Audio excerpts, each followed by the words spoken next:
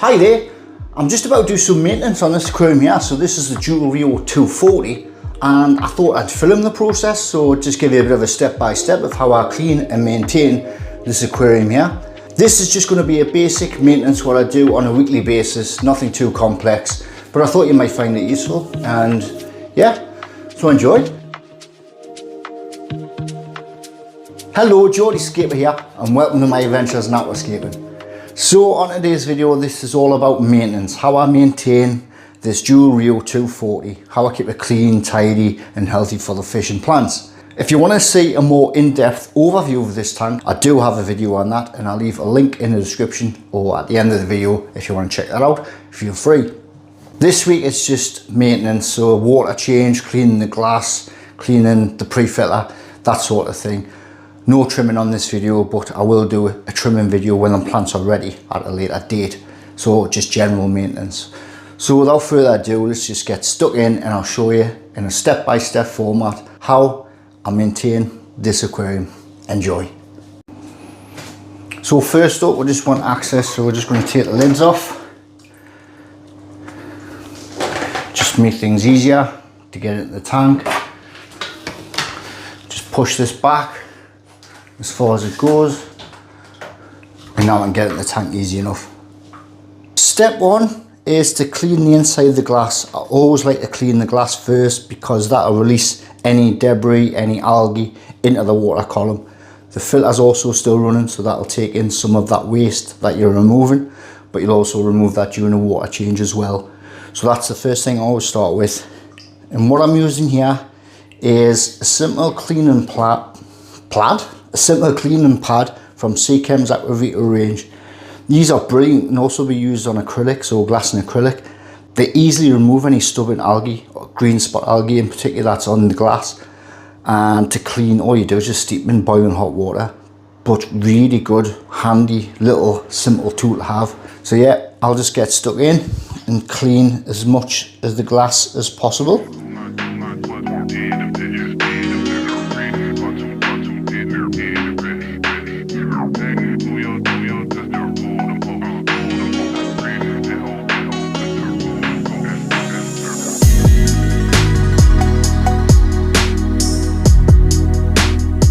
Okay, so there's certain areas I can't reach with the pad, so this comes in handy. This is just a cleaner from Seachem. This comes with the razor, so perfect for more stubborn marks, green spot algae in areas you can't reach. And also the pad, which is made of the same material the pad I've just used. So handy little tool. It's always good to have a longer reach handle for bigger tanks, and that's what I'm going to use here. There's some stubborn marks at the back of the tank, some green spot algae. I'm not sure if you'll see it on camera, but I'll try and focus in on it and show you how easy a razor removes. Just be careful when using a razor that says straight on the tank. You don't want to be scratching your tank, but as long as it is flat to the surface, you should be fine. So yeah, let's do that. I don't think you can really see it on camera, but you'll see a little bit green algae, so green spot algae. So it is quite hard to reach there. So all we'll do is just give that a little scrape and it's gone. I see, I'm not sure if you'll see it on camera, but it was worth a try.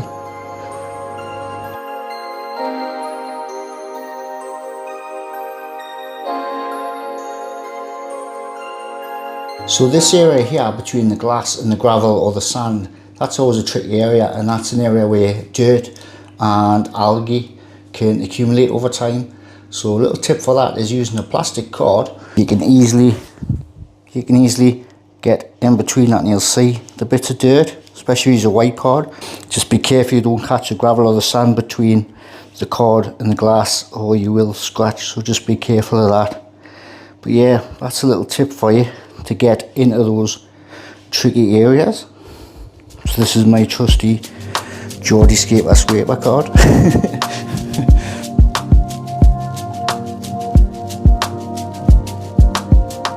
So that's the glass clean, but before I move on to the next stage, just get stuck into the plants, release all that debris that gathers amongst the plants. But I can't be too aggressive because it's still quite newly planted, this tank. So yeah, just basically wave through those. You'll see bits of debris that's settled, that gets released into the water column, so we can go on to the next stage. Step 2, I'm just going to unplug the filter and the heater, and now it's time to remove around about 50% of the water. When it comes to removing the water, it is easier to use a pump to take the water out, but personally I like to just siphon it manually. The reason for that is I can remove as much debris, algae as possible manually going along with the siphon, and I do use quite a small hose as well, so this is only about 13mm hosing. The thicker the faster, but I use small so I can take my time and get amongst things to remove as much crap as possible basically. So that's the way I do things. So I just siphon out using the water for my garden plants and my house plants, which is full of essential nutrients for your house plants and garden plants, so it's a double whammy. So using hose, I'll just start the siphon off.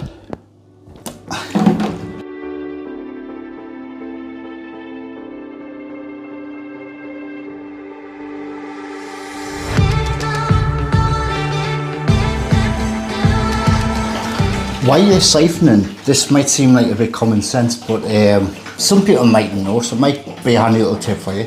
But with the jewel aquarium, there's a brace in the middle, and if you want to get the other side, you don't have to start your siphon again.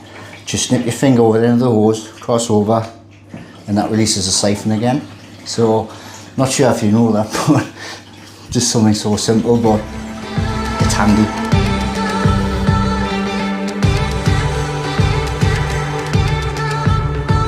So I've took out around about 50% of the water. Now I'm going to clean the pre-filter. I do have to take the inlet and outlet off because my hoses are cut fairly short. Take the filter out of the stand.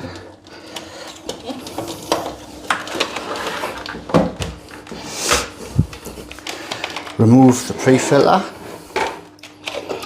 So here I've got a bucket of water. You can actually take the pre-filter straight to the sink if you want it. It doesn't have to be cleaned in tank water. You can clean it in tap water. So that's what's good about this one. So just remove the sponges into the water. Give these a rinse off.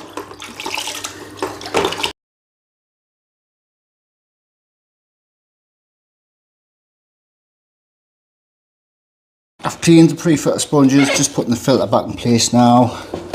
Okay, so on to the next step, filling up. So here I just use the hose I've got attached to a thermostatic valve. That valve set around about 25 degrees. So I know I'm putting decent temperature water straight in the tank. You can just obviously use your mixer tap when you're filling. Some people choose to use RO water. But yeah, mine's just general tap water, which I will be dechlorinating. So yeah, I'll just start filling it up. So now I'm going to add the dechlorinator, which is Seachem Prime. So this detoxifies ammonia as well. Add this as per bottle instructions. So they added about half a capful. This is a large bottle, and one capful treats 400 litres of water. So you can see how far this will go. So that was roughly half a cap for this 240 litre aquarium, just a little over half. And that's going to dechlorinate and detoxify the water, so it's important to add that when you're putting any fresh water in the tank.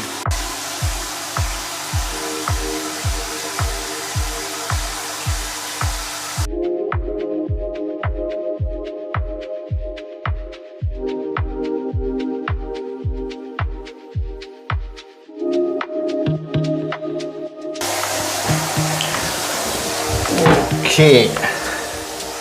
So we'll get the filter ready to go again.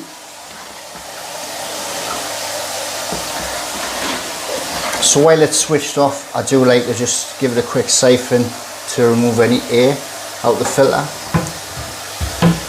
and then we'll switch it back on. So while this just finishes off filling, I'm just going to add the plant fertilizers. So first up, Flourish Trace from Seachem.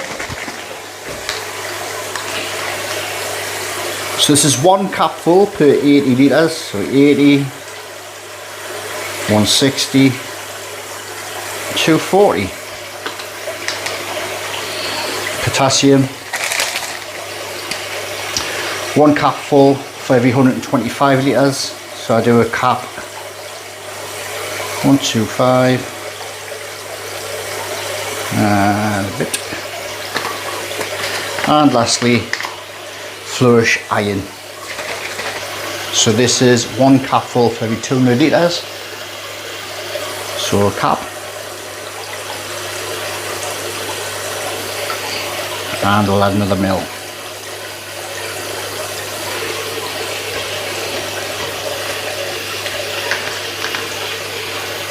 So I always feed with trace potassium and iron just after a water change, and usually every other day. So yeah, that's that done. Just the finishing touches now. We'll put the lid back on. Easy as.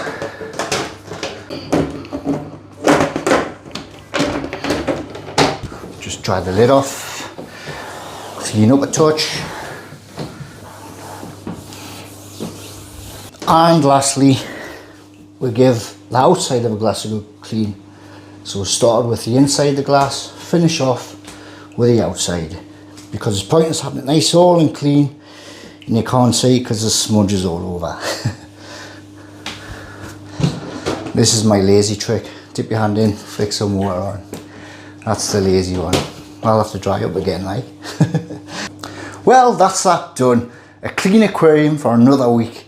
In real time, that would normally take me around about 45 minutes to an hour. Obviously it takes longer when I'm filming and stuff like that. So I hope you found this video useful, enjoyable.